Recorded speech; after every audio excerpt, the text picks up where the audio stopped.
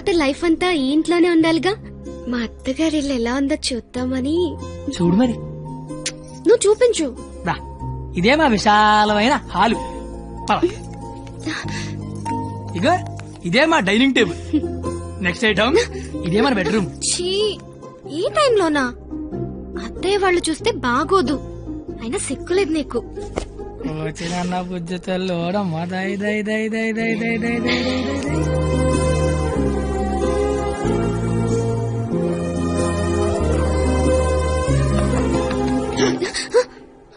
అయ్యో బాబు మీ నాన్న వస్తాడు. చూస్తే పెంట పడేస్తాడు. టేబుల్ కింద అమ్మ దొరికిపోతాం. బాత్రూమ్ దాక్కు. మా నాన్న అక్కడికి వెళ్తాడు. బెడ్రూమ్ దాక్కు. కొత్త ఐడియాలు రావా నీకు? ఇది మీ ఇల్లు కాబట్టి నేను దాక్కోవాలి, నువ్వు డోర్ తీయాలా? అదేం కుదరదు. నువ్వు వెళ్ళి దాక్కో, నేను వెళ్ళి డోర్ తీస్తా. బాబు చెప్పింది.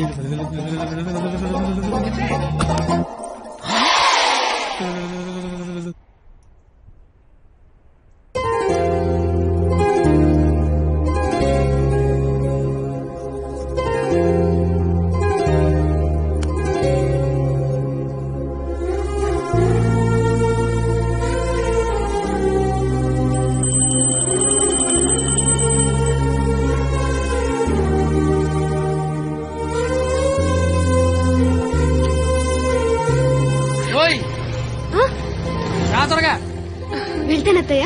వెళ్తాను కాదు, వెళ్ళొస్తాను అనాలి. వెళ్ళొస్తాను. బాయ్. ఈ ఒక్కరోజు గడిచేస్తే మనం పందెం గెలిచేస్తాం. ఆల్రెడీ గెలిచేసినట్టేగా. ఇంకా మనం లైఫ్ లాంగ్ హ్యాపీగా.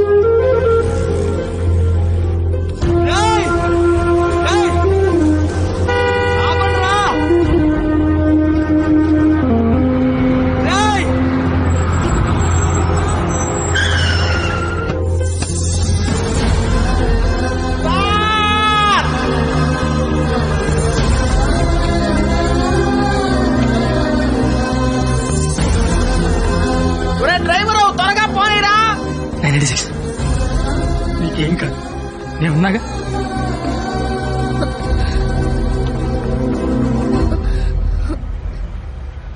బ్లడ్ వస్తుందా?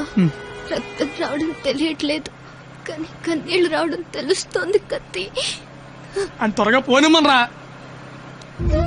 దేవుడు మళ్ళీ లైవ్ అంటూ ఇస్తే త్వరగా కలిసే కత్తి. ఇలాగే యాక్సిడెంట్ అయిపోతే నువ్వేం మాట్లాడక, దండం పెడతానే. అత్తయ్య గారికి వెళ్ళొస్తానని చెప్పాను, మళ్ళీ వెళ్ళకపోతే ఫీల్ అవుతారేమో. సైలెంట్ గా ఉండదు ప్లీజ్. నాకు అసలు ఏం చేయాలి అర్థం కావట్లేదు. నేనేం చేయలేని రోజు ముద్దివ్వు, ఏదైనా చేసే ధైర్యం వస్తుందన్నావు. ధైర్యం కావాలా? ఏమొద్దు, నువ్వు మాట్లాడు. ఓని ధైర్యం నాకివ్వు.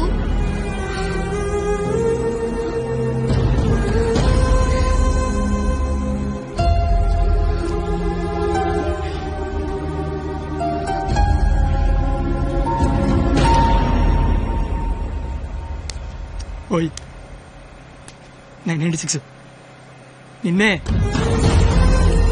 996 నేను నీతోనే మాట్లాడుతున్నాను. వినిపిస్తోందా? 996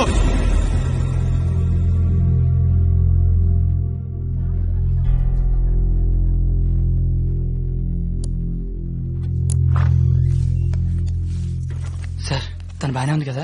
తనకి లెఫ్ట్ సైడ్ రిబ్స్ ఫ్రాక్చర్ అయ్యాయి. బ్రీతింగ్ తీసుకుంటున్నప్పుడు లంగ్స్ ఎక్స్పాండ్ అవడం కష్టంగా ఉంది. ఎంత టైంలో చేయించండి? Maximum 6 hours. సుమారుగా ఎంత ఖర్చు అవుతుంది? 3 lakhs దాకా ఖర్చు అవుతుంది. నాకు కొంచెం టైం కావాలి డాక్టర్. ఓకే, డబ్బు అరేంజ్ చేసుకోవాలి కదా. కానీ గంటకి తన కండిషన్ చాలా క్రిటికల్ అవుతుంది. ఈ 6 hours కూడా గ్యారంటీగా తను బతుకుతుందని చెప్పలేము.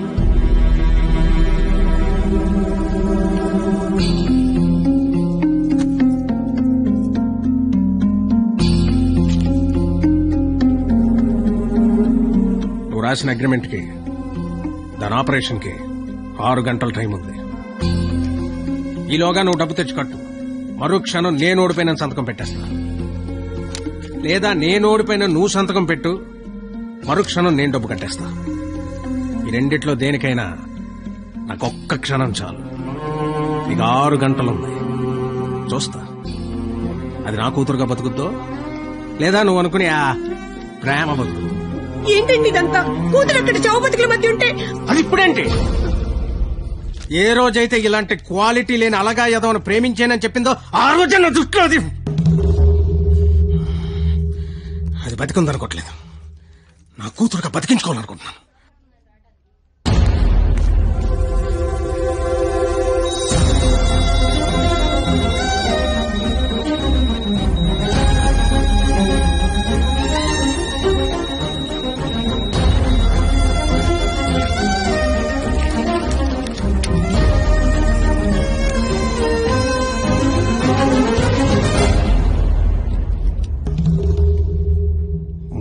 లక్షలు అనేసరికి కనీసం ప్రయత్నం చేయకుండా ఎలా సంతకం పెట్టేస్తున్నాడు చూడు.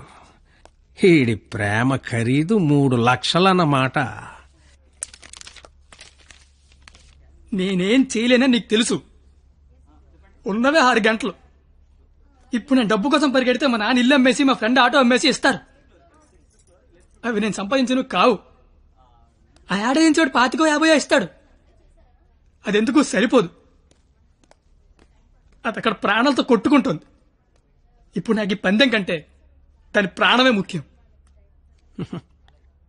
గెలిచినోడు గురించి అందరూ చెప్పుకుంటారు, ఓడిపోయినోడు అందరికీ కారణాలు చెప్పుకుంటాడు. ఇళ్ళగా నీలాంటోడికి ప్రేమించాను అని చెప్పడం మట్టి మీద మట్టి అని రాసినంత తేలిక. కానీ అది నిలబెట్టుకోవడం నీళ్లు మీద నీళ్లు అని రాసినంత కష్టం. పో, ఇంకెప్పుడూ నా జీవితంలో గాని నా కూతురు జీవితంలో గాని కనబడకో.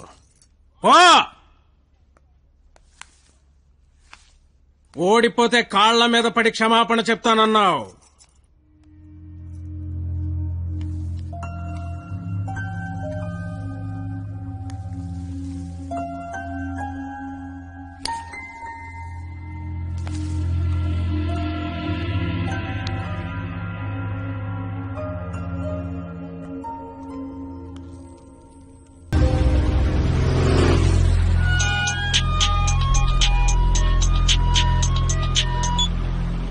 హలో, నేను పరిణీత వాళ్ళ అమ్మని మాట్లాడుతున్నాను. ఆపరేషన్ అయిందా? Doctor operation చేయనంటున్నాడు.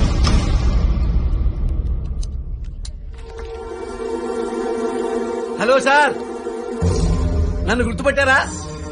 నేను సార్, మీ దయ వల్ల ఒక హాస్పిటల్ కి ఓనర్ని కాస్తా ఈ హాస్పిటల్లో డాక్టర్ గా జాబ్ చేస్తున్నా.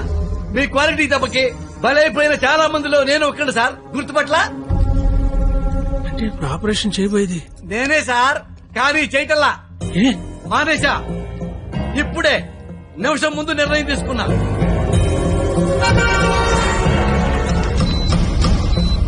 మీకు తెలుసుగా సార్, నేను పెద్ద మెంటల్ నాయల్ని.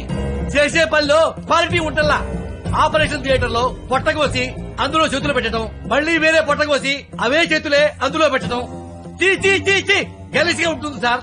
క్వాలిటీ ఉంటల్లా, అందుకే మానేశా. నువ్వు కాకపోతే వేరే హాస్పిటల్ షిఫ్ట్ చేస్తా. 100 మంది డాక్టర్లు ఉన్నారు సిటీలో. డాక్టర్, పేషెంట్ కండిషన్ చాలా సీరియస్ గా ఉంది. 5 నిమిషాల్లో ఆపరేషన్ స్టార్ట్ చేయకపోతే చాలా కష్టం. పర్వాలేదు సార్, వేరే హాస్పిటల్ కి షిఫ్ట్ చేస్తున్నారు. దారిలో ఎటు గ్యారెంటీగా చచ్చిపోయింది. అటుకుండా అటు ఇంటికి షిఫ్ట్ చేస్తారు. నేను మెడికల్ కౌన్సిల్ లో సెక్రటరీని. నేను తలుచుకున్నానంటే నిన్ను డాక్టర్ గా నా సర్టిఫికేట్ క్యాన్సిల్ చేస్తారు. మెడికల్ షాప్ పెట్టుకుంటా, లైసెన్స్ రద్దు చేస్తావు. వడ్డీ వ్యాపారం పెట్టుకుంటా, దాన్ని నాశనం చేస్తావు. లెదర్ బిజినెస్ పెట్టుకుంటా. ఏం చేస్తావు?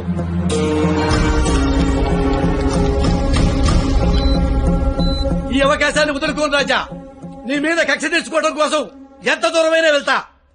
టాటా, చెయ్యు, బాయ్ బాయ్. పోనీ ఎంత డబ్బు కావాలో చెప్పండి, ఇస్తాను. ఏయ్!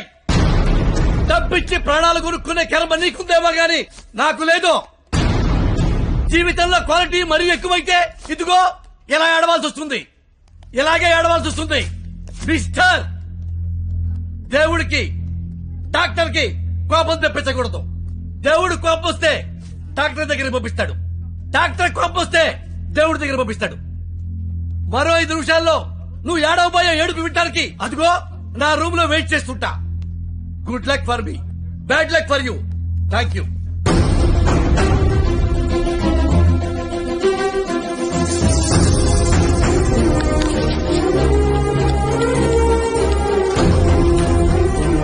ఇప్పుడు ఆపరేషన్ ఆఫీసర్ కదా, దాని గురించి మాట్లాడాలి. నాకేం సంబంధం? నీకే సంబంధం. 2 నిమిషాలు నాతో మాట్లాడితే 3 నిమిషం పరిగెత్తుకెళ్ళి ఆపరేషన్ చేస్తారు. నేనెందుకు చేస్తాను రాజా? నో, ఆపరేషన్ నేనే చేస్తా. అమ్మా, ఈ అవకాశాన్ని నేను వదులుకోను. సారీ సార్, ఈ విషయం తెలియక నేను ఆపరేషన్ చేయనని చెప్పాను సార్. ఏ విషయం? అంత బాబు చెప్పాడులే సార్ నాకు. ఏం చెప్పాడు? ఊరుకోండి సార్. సిస్టర్, ఇదిగో నా ATM కార్డు తీసుకుని డబ్బులు రాజాయి, కింద బిల్లు మొత్తం కట్టాయి. ఇంజక్షన్ ఖర్చు కూడా వీళ్ళు ఇవ్వడానికి వీల్లేదు. వెళ్ళు. బాబు బయలుదేరమంటావా? చచ్చిపోయే వెళ్ళండి సార్. ఏం కాదు నాన్న, షేక్ హ్యాండ్ ఇవ్వు నాన్న. అవయవదానం చేశారా సరే, పాపను బతికించుకుంటాను. పాపే నా ప్రాణం. రే, నువ్వేంట్రా అక్కడ? ఏం చెప్పావు వాడికి? ఆపరేషన్ చేయను అన్నాడు కదా, ఇప్పుడు చేస్తానంటున్నాడు. ఏం చెప్పావు వాడికి? అసలు నీ ప్రాబ్లం ఏంటి చెప్పు. నీ ప్రాబ్లం ఏంటి? నువ్వు చేయలేకపోయావు, నేను చేస్తానా కదా. ఇప్పుడు ఆపరేషన్ చేయడం ఇంపార్టెంట్, ఎందుకు చేస్తాడు ఇంపార్టెంటా? నిజంగా నాకు అర్థం కావట్లేదు. నీ ప్రాబ్లం ఏంటి చెప్పు. నీకు నేను నచ్చలేదు. నువ్వు నన్ను చేసుకోవాలనుకుంటే నేను నీకు నచ్చాలి. నీ కూతురు నన్ను చేసుకోవాలనుకుంటే నీకు నచ్చాల్సిన అవసరం లేదు. సరే, ఒక ఆడపిల్ల తండ్రిగా నేను నీకు నచ్చలేదు. ఎందుకంటే నువ్వు చూసినోడికి చదువు ఉంది, ఉద్యోగం ఉంది. నాకు చదువు లేదు, ఉద్యోగం లేదు. కానీ నీ కూతురు కాడంటే ఇష్టం లేదు. నీకు ఇష్టం లేదు, నేను ఒక 4 రోజులు మీ ఇంట్లో ఉంటేనే భరించలేకపోయావు.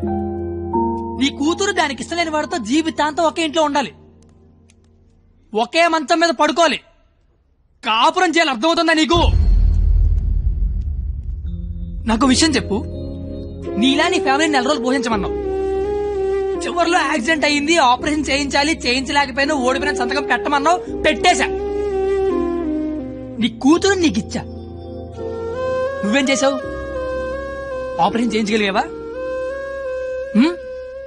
నువ్వు చేసింది అంటే నేను చేయలేకపోయిందేంటి? ఇప్పుడు ఇద్దరం గెలిచినట్ట, ఇద్దరం ఓడిపోయినట్ట? తనకి మన ఇద్దరం కావాలి.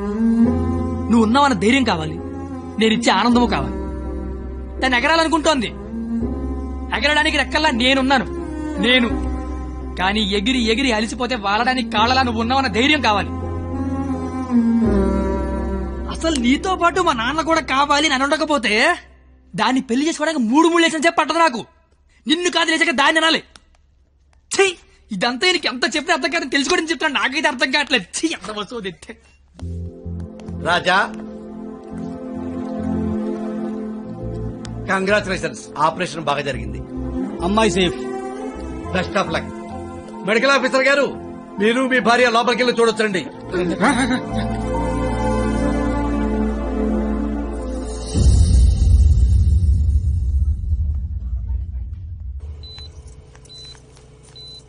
అమ్మ పరిణిత, ఏసీ ఆఫ్ చేయమ్మా, చల్లగాలి వస్తోంది.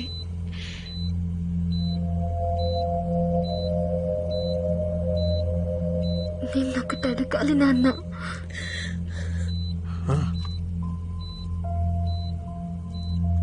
ఇన్నేళ్ల నుంచి నీకు కరెక్ట్ కూతుర్నని ప్రతి క్షణం ప్రూవ్ చేస్తూనే ఉన్నాను నాన్న. పరిణిత, కానీ నువ్వు నాకు కరెక్ట్ నాన్నవని ఒక్కసారి కూడా ఎందుకు ప్రూవ్ చేయలేదు నాన్న? ఆ మాట వినగానే చచ్చిపోవాలనిపించింది. చచ్చిపోయాను. నా కూతురికి ఇష్టం లేని తండ్రిగా. నా కూతురు వాడిని చేసుకుంటే తండ్రిగా నేను ఓడిపోతాను. నా కూతురు గెలుస్తుంది. కూతుర్ని ఓడించి తండ్రిగా గెలవడం కంటే కూతుర్ని గెలిపించిన తండ్రిగా గెలవడమే కరెక్ట్ అనిపించింది. గెలిచాను.